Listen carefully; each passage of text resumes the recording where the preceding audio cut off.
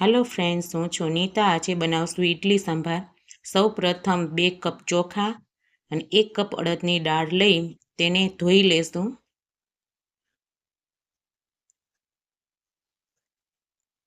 તેમાં ફરીથી પાણી એડ કરી તેને 5 કલાક પલળવા મૂકશું.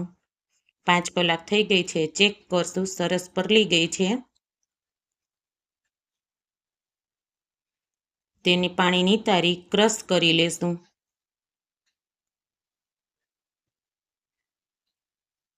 તેમાં મીઠું અને 1 વાટકો છાશ એડ કરી તેને 5 કલાક માટે ફરીથી આથો આવવા દેશું. કુકરમાં પાણી ગરમ કરી તેમાં તુવેરની દાળ અને શાકભાજી એડ કરી મીડિયમ ગેસે 2 સીટી પાડશું.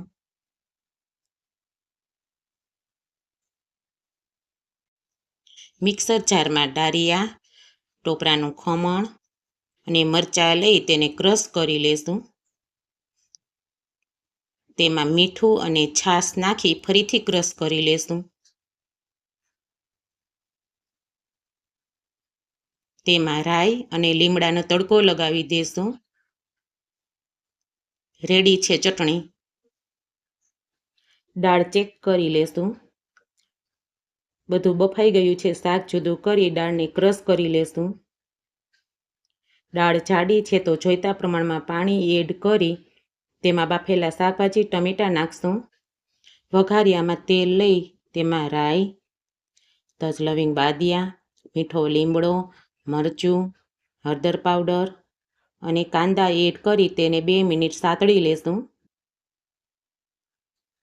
ત્યાર પછી તેમાં આદું અને મરચું પાવડર નાખી તડકો લગાવી દેશું.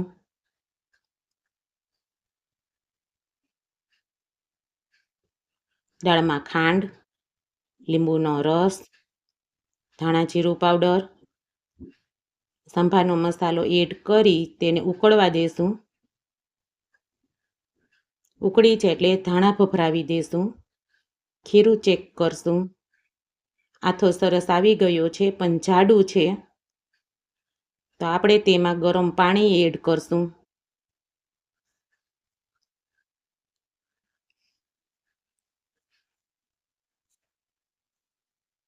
હવે તેમાં ખાવાના સોડા અને લીંબુનો રસ એડ કરશું. ઢોકળિયામાં પાણી મૂકી તેની ઉપર તેલ લગાવેલી ડીશ મૂકી ખીરું પાથરી દેશું.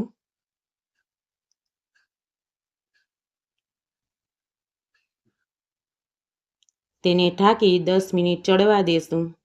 10 મિનિટ થઈ ગઈ છે, ચેક કરી લેશું. ઇડલી સરસ બફાઈ ગઈ છે. તેને બહાર કાઢી બીજી ડીશ મૂકશું અને સેમ પ્રોસેસ કરશું.